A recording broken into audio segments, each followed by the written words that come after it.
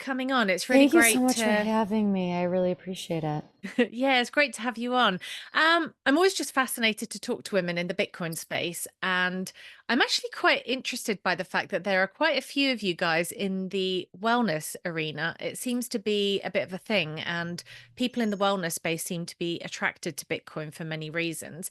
So I was hoping if you could just give a brief introduction of yourself, and then we can kind of delve into your wellness journey and your Bitcoin journey and all of that kind of stuff. But if you could just tell people who you are and what you do. Yeah, I'm so happy. This is so fun. I'm Erin Rachel Doppelt. I am a spiritual psychology and meditation teacher. I'm a new mama to a 9.5-month-old. I'm married to the Bitcoin yogi, John. There's a lot that I could dive into because of immersing myself in marriage with the Bitcoin yogi. And I spent my 20s living in Israel, India, across Asia and Europe. My background is clinical psychology. That's the story of how I got to where I am now. But I'm talking to you from Costa Rica, and I'm an author. My book is Nothing Can Stop You, and it's sold everywhere books are sold. And I educate on this really beautiful marriage of Eastern ritual and Western psychology. And I think often when you're on the self-development and spiritual path, it always starts with illness. It always starts with the food that you're putting in your mouth. And when I was 22, 23, I became a trained nutritionist, a health coach. I was just so fascinated by it. And I'm so grateful for that version of myself because it taught me how to eat for the rest of my life. And once you learn how to eat, or once you learn how to read ingredient labels, you start to question, why is my food system trying to poison me? Or why am I eating? Why are there so many foods that are allowed in the States, in America, as opposed, and those ingredients are illegal in Europe? What is it about these preservative foods that are making all of us feel anxious, depressed, sick, like sick to our core? So I do think when you're on the spiritual and self-development path, it typically begins with a little bit of a crisis, which I think is the brink of a spiritual awakening. Maybe that looks like anxiety, maybe that looks like depression, maybe that looks like a scary health diagnosis, maybe it's obesity, something that's going to shift you back into looking at how you are feeding yourself emotionally, physically, spiritually, and then aligning from there. And then to answer your earlier question, once you start getting curious about food and having a healthy relationship with food, you then have this freedom. We eat 3 times a day, breakfast, lunch, and dinner. So if you can have this healthy relationship around food, and in my book, and I regularly talk about our relationship to nourishment, our relationship to food, psychology of eating, and the psychology of, and with that, when you move into that freedom around feeding yourself, it makes you want to become more free. So you start questioning, what else in my life is keeping me tethered? Maybe it's your job, maybe it's having a mortgage, maybe it is the financial system in your country. So with this fascination that I have for freedom, I typically believe people move into entrepreneurship so you can get more freedom. It naturally led us to Bitcoin, because how can you become the most free and not really need any bank to support your abundance? You get a node, you immerse yourself in the Bitcoin world. So that was kind of our pathway. Plus, during 2020, John, my husband, got really curious and started reading everything in the Bitcoin sphere, and it just aligned with us quite deeply, and that kind of got us to where we are now. I was going to say, I can hear all the sounds of the jungle behind you, like the odd bug flies across. Yeah, as I get stung by a wasp. Yeah. So did you guys go through, like, when you met, did you guys meet on the basis of kind of having shared interests in the kind of health and yoga and spiritual space, and did you sort of evolve your Bitcoin journey together? Yeah, we met. We met. Our first date was December 1st, 2017.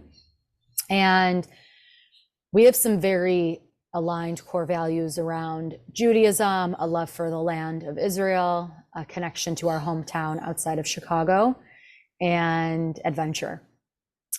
And that brought us really deep right away. So we went on our first date. We saw each other every single day. We moved in together a couple months into dating and got engaged essentially a year and a couple months after that. So we hopped in really quickly, because once you have similar values and connection, you like skip a lot of steps. So the core value around Judaism, I think, brought us quite close. And like, I had to be with somebody that had an intimate relationship with Israel, with the land, because just to even put it into words, it's a very deep connection that occurs when somebody lives and knows that space quite intimately. And John lived in Israel when he was in college, and I lived there when I was on and off throughout my 20s a lot. Wow. Were you guys there at the same time, or was it separate? No, we never overlapped, which is Oh. the crazy thing. Yeah, we never overlapped.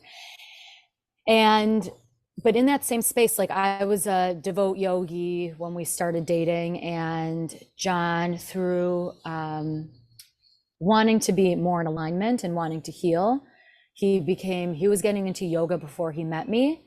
And then once we got together, we backpacked Asia a couple months into dating. When we were in Asia, we just spent a lot of time in different yoga studios and ashrams, eating beautiful food. We rented a scooter and did the Mai Hong Sung loop all throughout northern Thailand. And just this gusto around connecting with other cultures, eating diverse, amazing food, spirituality, and asking, like, really connecting with people whenever we travel, wherever we are in the world. And essentially during COVID, this opportunity of freedom kind of came back to us. John's job kind of tethered us a little bit to Chicago. I was still traveling excessively. But then when the pandemic came and John was now online, we ended up traveling and road tripping throughout the States. And when we were road tripping, Nice. we had a kind of a profound experience in Arizona, where we were really having these deeper conversations around identity and freedom and values and money and abundance. And that's when John started reading all of these books in the Bitcoin world. And that's essentially what brought us into it.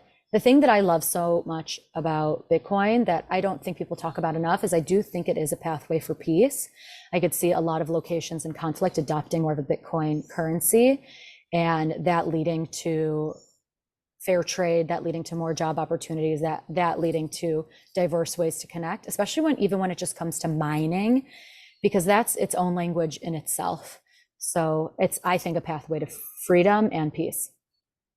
Yeah, I definitely agree with you about that. And I think it's a real shame that there's so much focus on like number go up, because actually the thing that's really revolutionary about Bitcoin is how it's going to change society, like for the better. So totally agree with you on that. I'm curious about then your spiritual journey, because we kind of connected really around a conversation about how you support entrepreneurs in kind of, I guess, overcoming blockages, I would almost call it, in order to be successful. And you obviously have this background in psychology, you've been a yoga teacher, you've had your own spiritual journey. Now you're very immersed in like the monetary system through Bitcoin, which is a really interesting kind of tie to that. Can you talk a bit about like what you see in the world of entrepreneurship, and like, what do you think the issues are that entrepreneurs fundamentally have, or human beings, in sort of reaching a self-fulfillment, whatever that might look like for them? Thank you so much for asking that, because this is the question, right? I find it so important to write a permission slip for all people to listen to their desires and to create more freedom and flexibility from that. So many people desire to be an entrepreneur, and it's because that's what all our ancestors were. So entrepreneurship isn't so radical. All of our ancestors used to be entrepreneurs. Maybe we would have a farm with a ton of cows, and we would trade our meat for a little bit of dairy, or maybe some corn, or maybe some almonds. And it kind of just evolved aggressively from there. But entrepreneurship is in all of our bloodlines, all of our lineage. Especially as a new mother, I see it as a way to get your time back, to get your life back, and to work in a way that feels, I use the word alignment just because it's being clear on who you are and how you want to share your great gifts with the world. I'm best known for the Align Coaching certification, which is a 9-month certification where you become a certified meditation teacher and spiritual psychology coach. And I know so often people join that, if they're already in the coaching space, to learn new tools, but also if they are still in the corporate sphere, or they're in Bitcoin, or they're wanting to kind of build a side hustle or a new business from it, they see the certification as their opportunity to slowly learn how they can start building a business that supports them, their dreams, the lifestyle that they most desire. It all stems back from listening to the inner desires, the inner winks that we have. We live in a society where we're constantly questioning ourselves. We have so much decision fatigue. And in that decision fatigue, we have a hard time answering, what do we want for dinner? Let alone, do I want to leave my comfortable job to start sharing science tutoring or meditation or nutrition and health coaching, right? Or Bitcoin consulting, which is what John does. So there are so many different avenues to share your great work with the world, but it comes from a place of tuning inward. The other thing that I want to preface on this topic is it's hard to tune inward and to listen to our desires and take action on our desires when we are constantly in flight, fright, or freeze, or we have a dysregulated nervous system. So I do believe that when we are walking ourselves home, it does start with spiritual practice. It does start with self-development. Having a regular daily meditation practice. It doesn't need to be a silent meditation practice, but a time where you're drinking water. Maybe you're going for a walk in silence. Maybe you're practicing lower belly breathing while unloading the dishwasher. You have a moment with yourself. I know for me, I try to meditate and practice more stillness or guided meditation when I'm breastfeeding my daughter. Just little things that are so integrated in your day-to-day. So That's that you nice. can, Actually, that's quite fascinating. I wonder what impact that will have on her, because the state that you're in when you're doing that, that's very interesting. Huh. there's a lot of things that I'm like, even just now we were just having breakfast and she's eating beautiful farm raised eggs and fruit that she's never had before. She papaya for the first time. She's having mango and pineapple, just like these things don't taste the same in the States. And she's eating so much more here because, one, I think it tastes better, but it's all new and it's exciting. And John and I keep saying, I wonder what she's going to be like. Like, who is she going to be when she's, instead of going for a walk in the stroller in the morning through our neighborhood in Austin or whenever we're in Chicago, we're walking on the beach. I'm carrying her on my back. We're jumping in the water. We're saying like prayers as we're swimming in the ocean with her. And then she's showering and nursing to sleep. Like, it's this, she's going to be different, right? She's going to be a different type of being. So I'm very curious about that too. We'll see. We'll see what happens. That's very interesting. Yeah, very interesting. I mean, that's really kind of like they say, like the first 2.5 years are super formative. So if she's having those experiences now, that's really quite, yeah, it's quite fascinating to see what impact that has on her. Huh.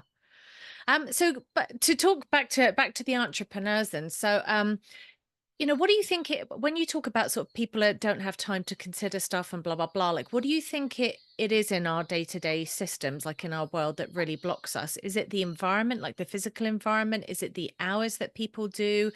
Is it the stuff that they're spending their time doing? Like, maybe it's not very fulfilling for them. What do you think are the things that really tend to block people? So often in entrepreneurship, we can still get caught up, and it's important to remember why you started. So for example, you can hop on Instagram, you can hop on Twitter, you can hop on Facebook, and someone will say, scale your business to multiple 7 figures. And you're like, oh my God, yes, like I want a $3 million business. That's exactly what I want. And you hire this coach and you start working really hard. And then you notice that you don't have time for yourself anymore. You're waking up really early, you're anxious in between launches or whatever your trade of service is.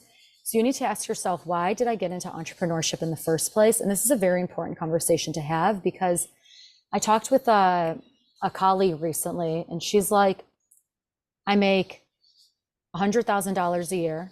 I know exactly how to make this $100,000 a year. I typically make it early on in the year, and then I coast the rest of the year. And that's my life.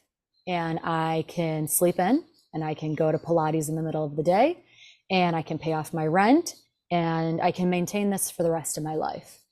Versus the person who hears that and says, that's so amazing, I love that for you, I desire to have a $3 million business, or whatever, a $300,000 business. That isn't the point if it robs you of your time. So if you got into entrepreneurship to have more freedom, and then you notice yourself working so much more where you don't even have time to make yourself a healthful, beautiful meal, to travel, to spend time with your family, you're constantly on your phone, you're stressed and you're working late, then you're missing the point. And that's one of the greatest spiritual practices of all. Where am I clueless about the reason that I began this thing to begin with? Where am I, quote unquote, missing the point? So it's all, again, coming back to why you started it to begin with. So entrepreneurship is a pathway to get your life back. It's a pathway to share what feels unique to you that typically only you can share.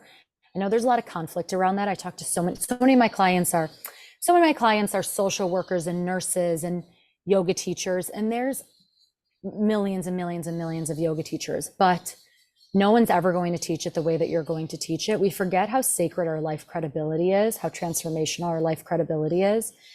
And that's where you create your niche. That's where you create your individuality. So don't ever let but there's so many XYZ out there, I'm not going to enter into the space. It doesn't matter. I know people that work with me because I'm nomadic. I know people that work with me because I'm a mother. I know people that work with me because I'm pro-Israel. Like things like this that become so niche where people are choosing to work with me as opposed to other people in the industry. So I think trusting that pathway, but really like the greatest spiritual practice of all is to like try to not miss the point. Remember why you began it in the first place. I know for me and my business and so many of my clients, it's to increase freedom and flexibility in your life. I have the ability to nurse my daughter to sleep whenever I need to, the ability to hop on a plane, and I'm talking to you from Costa Rica. The freedom is what's revolutionary around it. Yeah, definitely. Yeah, that I totally agree. What was the moment for you when you were in your corporate career where you started to think this isn't quite right and it's not for me? Like, what was the kind of thing? Was it a series of events, or was it a Yeah. particular event where you were like, I'm done?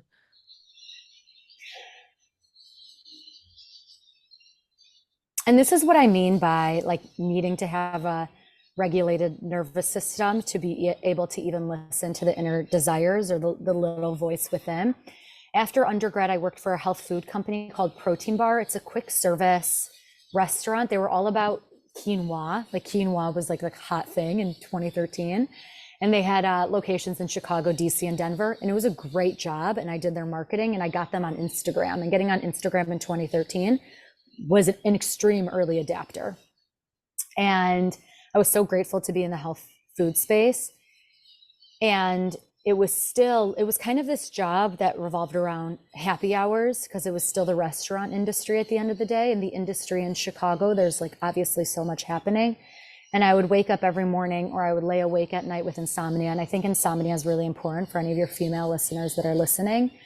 Insomnia is something that sometimes we need it to get more clear. And we have such a hard time relaxing into insomnia and like judging it so deeply and obviously just wanting to sleep. And of course, I want that for myself and I want that for all. Yet, sometimes we need those small moments in the middle of the night to converse with God, to be still, to receive the stillness that you only get when it's 2 or 3 a.m. and nothing else is happening anywhere outside the world. In those moments for me, I could hear the voice quite clearly, and I call her my inner guru. This is what my book, Nothing Can Stop You, is really about. Merging Eastern ritual and Western psychology to really tune in and listen to your inner guru, your inner intuition, your inner wisdom. And your inner wisdom isn't going to lie. However, you could continuously ignore it with social media, with a 5 p.m. glass of wine, with promiscuity, with binge watching Netflix. Like you can have this wisdom.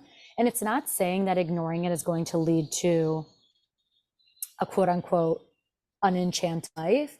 It might just be a different type of timeline. So I talk about your highest possible timeline, which is your most nourishing life, your life of truest gusto, of joy, of happiness, of alignment. And it comes from tuning inward. So for me, when I was 22, working in corporate America, I had this wisdom that I really needed to go spend significant amount of time in Israel, significant amount of time in India, and then Asia and throughout Europe. And that voice would just wake me up and it would just be very radical and say, this is not what you intended. The day-to-day, it's good, it's enjoyable. Maybe it's a little anxiety producing, but this isn't what you agreed to when you reincarnated this time around on Earth. So I listened. And if your inner wisdom, it's going to just be so happy-go-lucky and positive. There's a little bit of a dark night of a soul involved, which requires, wow, radical honesty. It might mean cleaning up your diet. It might mean booking a plane ticket. It might mean breaking up or moving to a new city. It requires honesty with self, and you have to be able to face yourself. So that kind of kept coming up for me over and over and over again. And at the same time, I was still leading trips to Israel. So I led a trip in January 2015, and I lived in Israel for about, that stretch was about 6 months. And then I moved to India, and I lived all throughout. I was mostly in Mumbai for the first couple months, working in the slums of Mumbai. Lived in many different ashrams and spiritual centers. And then when I returned home in March 2016, I started my business, which was spiritual coaching and meditation. I then went to Columbia University in New York and got my master's in clinical psychology.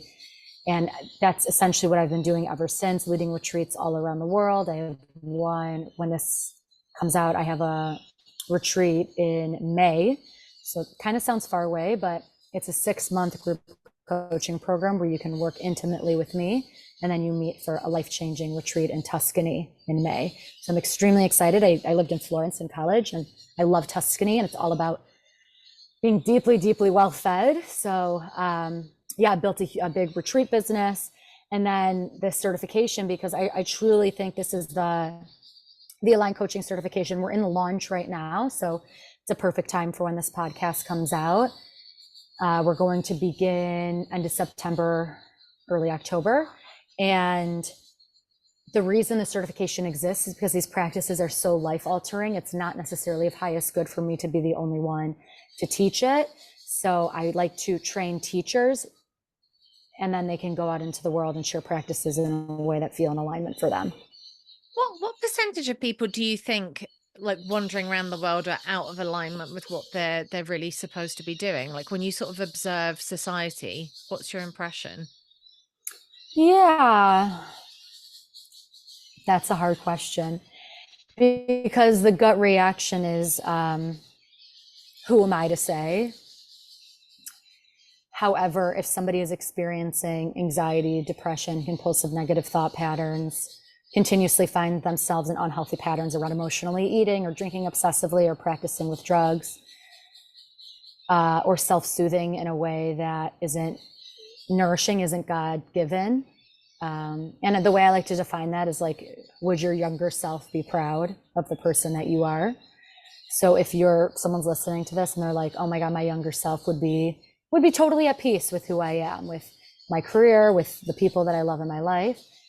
Or is your younger self like, what the fuck? This isn't what we thought was going to happen. Like, this is not what I thought being an adult would be like. So I think it requires honesty. I will say, I believe majority of people have a dysregulated nervous system. And that's why I teach UpLevel Meditation, which is an active meditation framework, which is so life-altering in itself. So it's more of a question around, is this your highest possible timeline? And I love the way you describe that, by the way, like the highest possible timeline, because it does give this sense of like, it's almost like there are all these options that you could take in life. So you can choose the kind of less good option, and fine, you'll kick around and you'll be fine. But actually there's this other thing that you could do, which would be so much more impactful. So I think it's a really great way of describing it. What if you never broke up with your high school boyfriend, and that's like who you married and had kids with? That's your other timeline. What if you stayed in living in the same city that you lived in when you were younger? That's a different timeline as well. What if you never read that book or listened to that podcast that propelled your wellness or spiritual journey?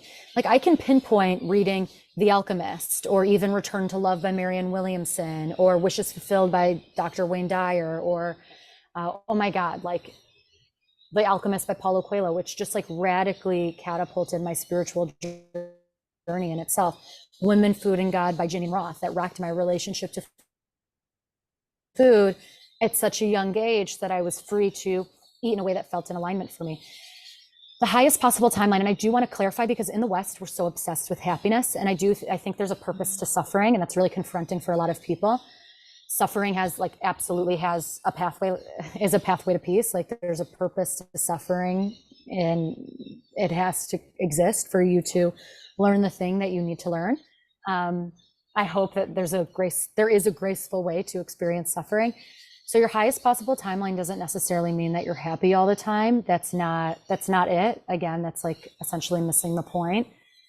Your highest possible timeline is authenticity. And in authenticity, you're just your youest you, and there's a freedom in being the youest version of you. You're going to attract different types of people where you can actually be your most authentic self. And in that authenticity, it's married to alignment. In that alignment, it's just going to propel a more nourishing life. So your highest possible timeline is typically your most nourishing, authentic, and also related to joy as well.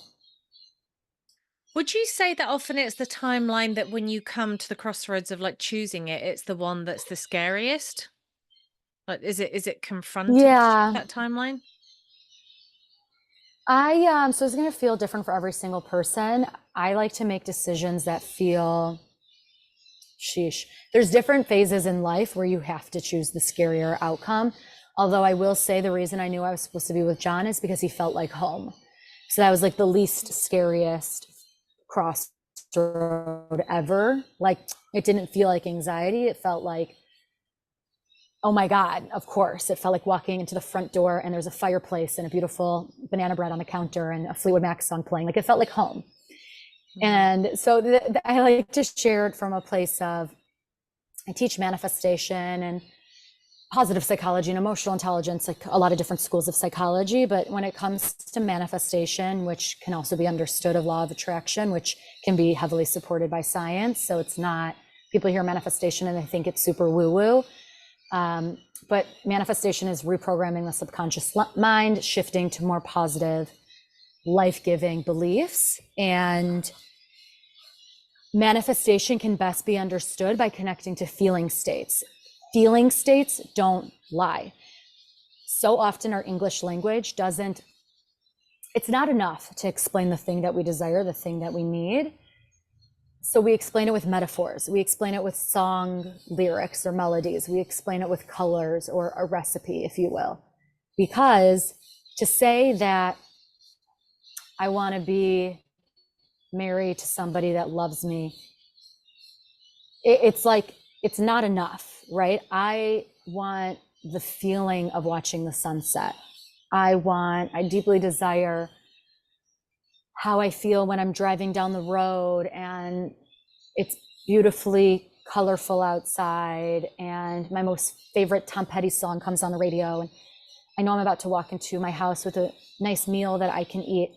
What is that feeling of? I might call that contentment, but there's layers to it.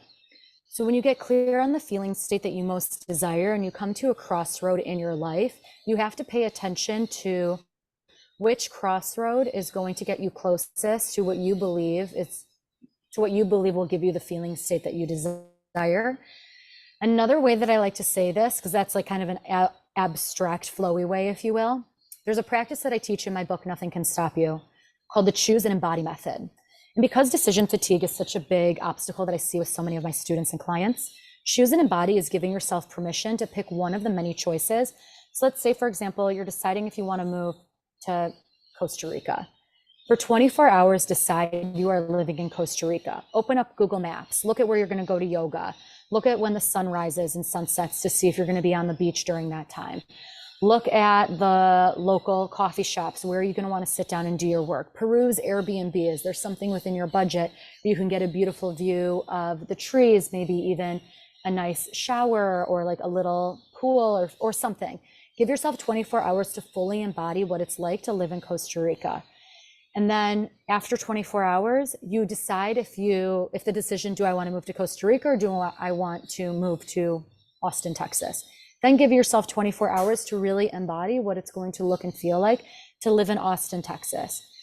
It's so important to pay attention to how this is going to feel day in and day out, because that is going to lead to the most authentic, aligned decision. That's very interesting. That's a very interesting way of thinking of it. So would you say, for example, if somebody's thinking about what they want to do for their career, they should picture what it'd be like to be doing that job and almost envision it? do that for 24 hours and then be like, is this actually something? Do you know, actually, that's kind of crazy. That is the kind of career advice that kids never get. It's like, what do you Yeah. want to do with your life? What do you want to study? And it'd be like, oh, okay, these are the qualifications that you need to say, I don't know, be a nurse. But never does anyone say to you, imagine what it would be like to be a nurse. This is what your day will look like. How do you feel? Are you enjoying it? Do you feel fulfilled? My God, actually, that is quite profound. It sounds simple, but it's very profound. There's a amazing, incredible spiritual practice, mantra, if you will, called Why Not Me? And one of the things about social media, there's this where, sorry, just a little caveat, there's a million butterflies where I am. I don't know what happened. It must be butterfly season. But like our car in the driveway is covered in like hundreds and hundreds of butterflies. And there was one that was flying around just about to land on me. But it's I feel like I'm in like a fairy tale book. But the manifestation mantra, why not me? The reason it's so powerful is because of social media. So if somebody is interested in something, you could open up TikTok, you can open up Instagram, and you can kind of start exploring. For example, when I was early on in my career, I would go on and I would see people I would see women in Bali having these beautiful coaching and health and wellness businesses, spending the middle of the day eating beautiful, nourishing food, taking a midday yoga class, watching the sunset on the beach. And I saw it on social media. I knew the person, or I was connected to this person. I'm not even thinking of a specific person, but I'm probably connected to them in some way because I'm following them on social. Use the manifestation mantra, why not me? I know when I was writing my book, or really desiring to write down the practices that kind of got me to where I am now, I would hop on social media and I would see, oh my God, this person has a best-selling book. I'm 1 degree separated from them. Why not me? For anyone who is listening to this conversation and you hear me right now with the howler monkeys and the birds and the butterflies and the bumblebees, like everything buzzing in the background, and you see the beautiful palm trees that, it's real. It's not a virtual background. My nice little private pool right behind me. Oh. You can say the mantra, why not me? Because we're connected in this way right now in real time.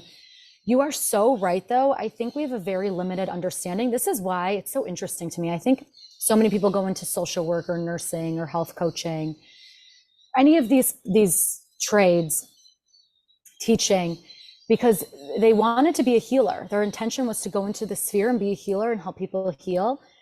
Yet they're burnt out, they're exhausted, they're not treated well by their employer or their environment or anything in that trajectory. So they end up choosing entrepreneurship. They end up joining my certification. They end up learning skills that are going to, 1, take them on a deep spiritual journey and help them heal, align, and grow. And then 2, give them tools and practices to share from that place as well. So for anyone who's listening, where you want to expand and you're interested in diving deeper and you're curious, there's another manifestation practice called the Bader-Meinhof manifestation practice. And the reason I love it so much is because I'm a very curious person. I think you're also a very curious person, which is like the greatest thing. Like my greatest wish for Eden is that she's curious and that she loves to learn. The way the Bader-Meinhof manifestation practice works is you get curious about something and you naturally start looking into it. So let's see, like something I'm really curious about right now is German new medicine, human design, like all of these like spiritual themes, like different sleep conditioning supportive ways for Eden, things that I'm just naturally curious about. So in my free time, this is what I'm Googling. In my free time, this is what I'm talking about with some of my friends that I think know about these topics. And then naturally, it's almost as if, and of course, they're always listening and you're going to get an ad on all this stuff, but if you're sitting at a cafe and you're talking to somebody about German new medicine, somebody at the table next to you might interject and tell you about a book or a certification or whatever it is. And then it's a way that what you are naturally curious about is going to manifest into your path just because you were naturally curious about it. That's how I found my master's degree program. I was so curious about transpersonal psychology and spiritual psychology and clinical psychology. And through that funnel, the algorithm led me to that program. And that's still true. So it's a really powerful manifestation practice rooted in curiosity. That's really fascinating. When you went across, I have to actually ask you a bit of a sidebar, a light-hearted sidebar, because you did mention on your website that you accidentally joined a cult. I was so curious to Oh ask you my about God. that. What happened and how did you get out? Oh my God. There's so many, and this is okay, so I know I've said this sentence a couple of times, but my whole book is about we live in a time where we keep outsourcing our inner wisdom. So even when I take on clients or their students in my certification or group coaching or retreats, it's so important to work with a coach, mentor, or guide with integrity. And also, I hope they ask the question back to you. So in my spiritual conquest, I met so many false gurus, and we love to have a guru to kind of answer life's questions for us. But it's also so important to get quiet and source from our own inner wisdom. And when I was 23 or 24, I was living in Mumbai, and I was accepted into this silent meditation retreat in Chennai in South India. And this was about January, February 2016, January 2016. I share the date because there was a natural disaster, flash flood, like just huge monsoon that really affected the slum villages in Chennai. And I was accepted into this silent meditation retreat. And because a lot of people didn't apply, they also accepted a lot of people from this slum village. So I was living in this silent meditation retreat, and there was like repetitive, first of all, it was extreme filth, and it was very small. And it was about 11 or 12 days that we were supposed to be there. And the extreme filth was one thing. It was just like there wasn't a comfortable place to use the bathroom. There wasn't a comfortable place to sleep. Everything was like very moist and moldy. And in this lineage, you really only got 1 or 2 meals a day of like in this silent meditation retreat. And this is something that I think is so important. I went there because I had this big spiritual ego of, if I want to do this work in the world, I need to spend significant amount of time in silence. Like I need to complete, and you know, even it's so funny because since then I have done more immersive things in silence, although that is not my pathway. I think for a lot of women, I find connection in God and talking and conversing with people. So I think silence serves its purpose from like 9 p.m. to 9 a.m. But I also think a lot of us, we're kind of living in a time where it's good to use your voice as opposed to like forcing yourself to be quiet. I do also think that maybe silence may benefit men in a different way than women. So in this silent ashram, it was all in worship and devotion of this one specific guru. And it wasn't like a sex cult. It wasn't like a fancy Hollywood crazy story, but it was incredibly uncomfortable in a lineage that didn't align with me. And I stayed, I think, about until the 3rd day, and I can't even believe I even made it that long, but it was just, Erin, this isn't, you're essentially wasting your time. You don't need to be here. But the thing that's so funny is like, you don't get a book, you don't get a phone or anything. Before I turned off my phone, I had a boyfriend in Mumbai, an Indian boyfriend who was a sports broadcaster. So he was like in the, like a little bit of the, I say like the Bollywood scene, but just like in the scene of Mumbai. And right before I turned off my phone, he's like, have a good meditation retreat. There are 4 weddings happening in Mumbai that you're missing while you're on this retreat. Like I'll be thinking of you when you're at, like while I'm at these weddings. And I was like, oh my God, I don't want to miss. It was like 2 Hindu weddings, 1 Muslim wedding, 1 Jewish wedding. I'm like, I want to go to all these weddings in Mumbai. And so when I was sitting in meditation, I just felt like I don't need to be here. And essentially I had to steal my phone back. I went to like the office, and I remember I walked into the office and the man in charge was just counting cash. And I was like, this is so uncomfortable. This is so weird. And I said to him, I spoke to him, and you're not supposed to speak. I said to him, I need my earplugs. I can't sleep at night. They're in my backpack. And I opened up my backpack. I stole my phone. I took my earplugs, opened up my phone, like turned it on. Thank God had service, booked myself a plane ticket. And then and then got my stuff and got out of there the next day. It was like pretty crazy. Yeah. Wow. I did a silent meditation retreat in 2013. It was like one of those Vipassana retreats, and I did actually find it very beneficial. The only thing I will say, it was like a 10-day, you do like your 10 days in silence or whatever it Right. is. And I did find it quite profound. The only thing I will say though is that they did have some weird practices like that you kind of do when you're brainwashing people. So, for example, they didn't let you get sufficient sleep every night. So at 4 a.m., somebody would go around with a bell and wake you up and you had to start meditating. And then I think you didn't get to bed until like 11 p.m. or something. So it was basically impossible to get a full night's sleep. And I was just kind of like, look, I think this meditation, silent meditation stuff is great, but there's no reason to sleep deprive people. Like that just Yeah. feels to me like you're trying to do some kind of programming.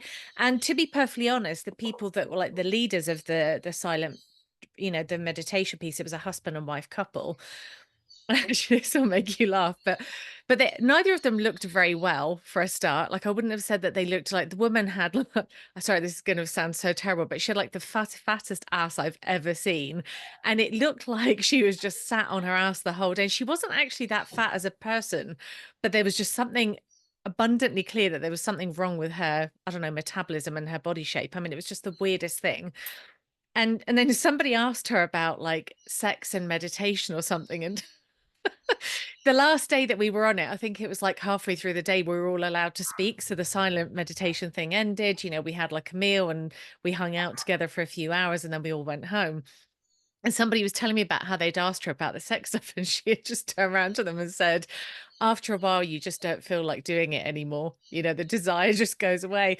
And I was thinking that is literally like the worst sales pitch ever. It's like, Yeah. if you keep doing this for hours and hours, you're just going to lose any desire to have sex with your husband. Like, great. So there were just some things about it that I was a bit like, yeah, this is a little bit kind of weird. Like it's not really, it doesn't feel like it's taking you to a healthy place. But what I did find was sitting in silence for 10 days. Like they say this and it's almost the same for everybody, which is really weird, but it's like the first 5 days, you're just, or the first 3 or 4 days is like constant chatter. And I had no idea that my head Oh, was so Krista, I noisy. think I can't hear you all of a sudden. Oh, I don't really? know why. It dropped I off. Yeah, it's a little bit wobbly, the Wi-Fi, I think, but can you hear me now? can't hear you. Oh, hold on a second. Let me see. Is that better? No, Huh. still can't hear me. Okay, hold on. Let's see. Mute and unmute. How about now? That's so weird. No? Okay. It says that it's working on the thing, but have you tried your volume? Now I just unplugged, so maybe I hear you now. Oh, you do. Okay, fine. Yeah, because it's the mic thing is going up on my side. Yeah, what was I saying? But yeah, it was just funny. I was like, so the funny thing was you have all this kind of mental chatter. And I think for somebody that hasn't meditated very much, I mean, I did train as a yoga teacher and I had done some meditation, but never that intense. But that was really an eye opener. I was like, I had no idea that I had these like ongoing, constant internal conversations.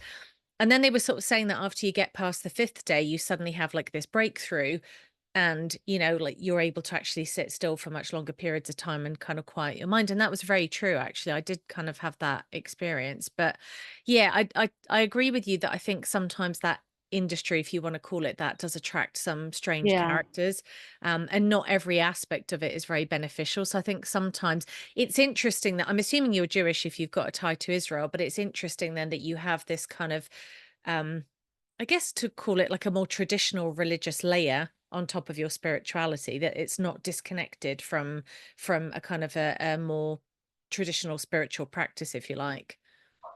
Yeah, absolutely. And I'll just add in this where I studied my silent meditation retreat. It was also a lineage of Vipassana as well.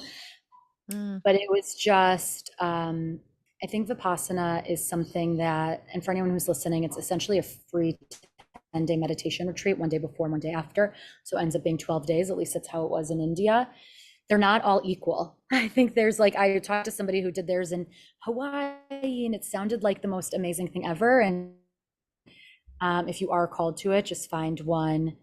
I just think they're significantly more intense in India/Asia. So maybe find one that's in alignment with you. And the one yeah, there was just way too many things that I could go into of, you have to kind of trust yourself, like in that own practice of moving into what feels expansive. And during that time, I was also studying Osho and active meditation and lineages where you open up your shoulders and you open up your hips. And that's why I teach UpLevel Meditation, which really is geared for people with these compulsive thoughts, because we have so much that we're moving through and thinking of at all times.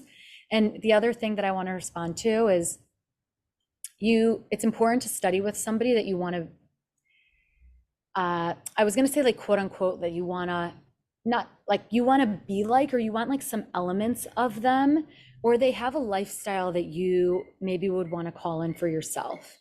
And to have a teacher that maybe doesn't have the physical appearance that you would identify as wellness, or that like is celibate kind of by default, that's not going to be a practice or a lineage that I want to participate in, right? So it's things like this that I encourage people to get curious about and heavily research, because to take time off to explore these practices, your time is your greatest asset, your time is your greatest value. So yeah, but that's amazing. I mean, there's so many different interesting things out there on how to immerse.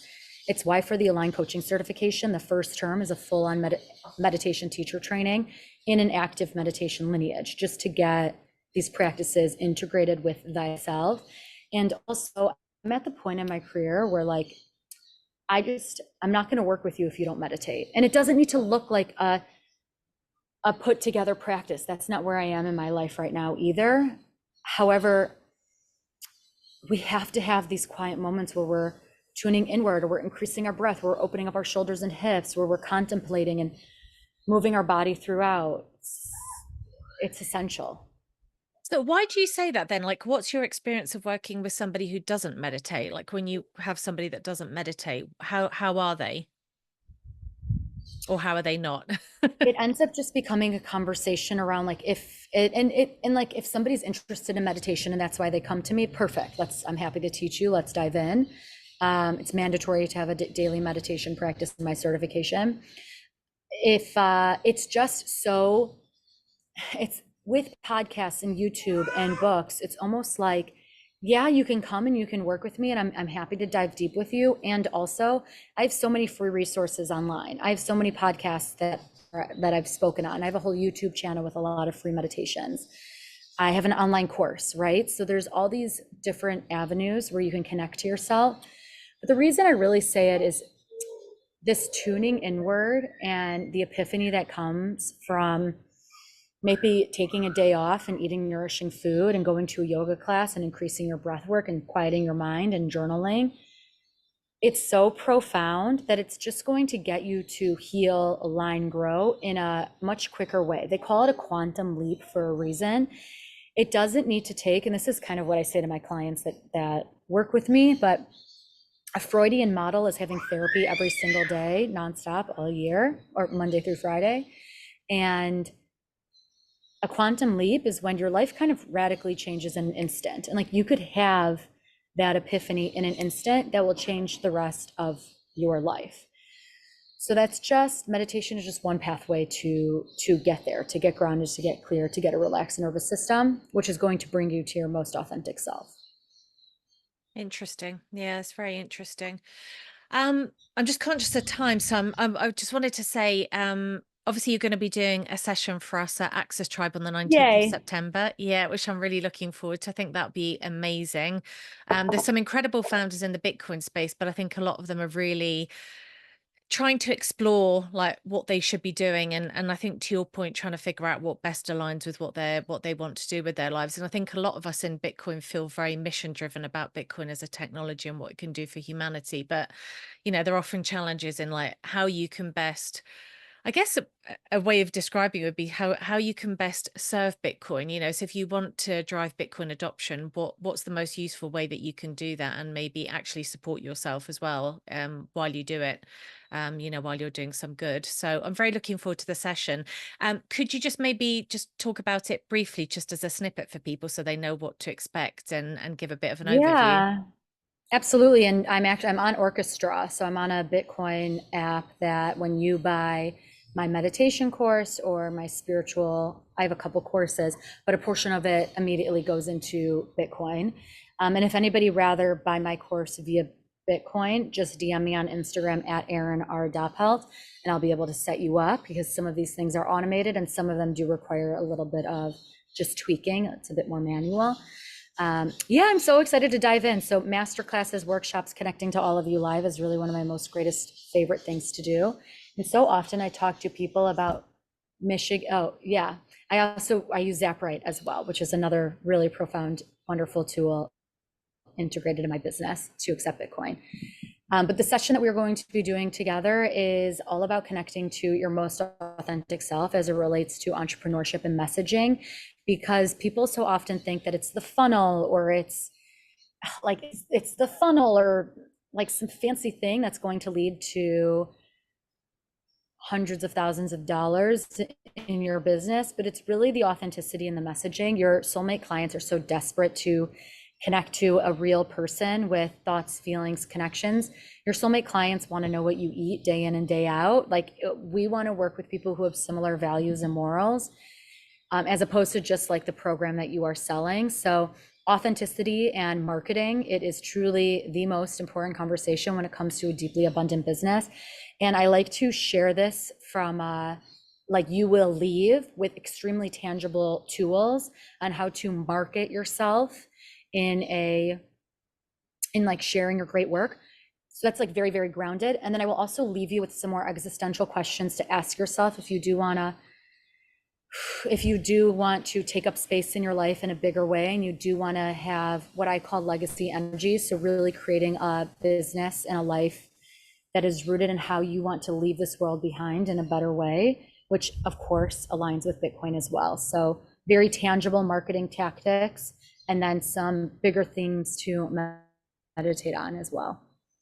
Amazing. Well, really looking forward to that. And yeah, I'm actually tempted now to come to Tuscany as well. I'm like, this just sounds like too much fun. Oh my God, Krista, that would be the most fun thing ever. I'll send you the details, or I think you have the details, but I didn't open it up to the public. So it's like early bird pricing. And it's, so many of my friends are healers and like really quite powerful. We're going to be studying all these really wonderful spiritual themes together, but also I don't necessarily work with people one-on-one. So in a group setting, I just feel like we can dive in and mastermind. I feel like, yeah, like it's like you end up meeting like your soulmate friends through these programmings as well. And then this retreat center in Tuscany, when I tell you it's paradise, it's heaven, it's so different than Costa Rica. It's just being deeply well fed spiritually, emotionally, and physically. And food is such a language of love. I'm incredibly passionate about food. I really love food. I eat with gusto. I eat with my hands often. I don't like to talk too much when I'm eating. Like, I just have all these like things around food, and the food in Costa Rica. I mean, just the meals that we've been having are so divine and orgasmic and God-given. But especially in Tuscany, it's just the deep spiritual practice. It's going to be on a wine vineyard and organic farm. It's like speechless beautiful, right outside of Siena, about 10 minutes outside of Siena, and an hour 40, maybe just 45 minutes outside of Florence. Natural spring waters, just like, oh my God, I can't wait. Yeah, so come hang out. That would be the best thing ever. You could pay me in Bitcoin. Nice. Well, thank you so much, Erin. I'm so glad that you guys connected, and I'm just fascinated by what you do. I'm really excited to just learn more about it and see more about what you're doing. I think it's incredible, and it's such a different aspect to the whole kind of business world. So thank you so much for just bringing such a richness and perspective to life, and I think really just some great advice and some great thoughts to leave everyone with as well. Could you just wrap up by letting people know where they can find you, like which social media Yeah. platforms and so on?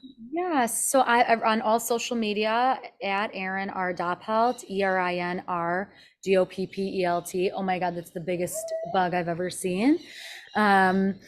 Erin R. Doppelt. I'm best on Instagram. So if you DM me on Instagram, I can easily connect with you and we can kind of talk a little bit. I'm very present there. I'm ErinRachelDoppelt.com is my website. And then I'm enrolling right now for the Align Coaching certification, where you become a certified meditation teacher and spiritual psychology coach. This is going to be our 8th cohort. It's a tried, true, tested model. You have to think about it. It's best to think about it as an alternative to a master's degree. It really is quite transformational. And then, yeah, you can join me. You're not going to find the Tuscany retreat. I haven't launched it yet, but if you're interested in joining me in paradise in Tuscany, just DM me on Instagram. But thank you so much. I'm so grateful to connect. Thanks Yeah, same, likewise.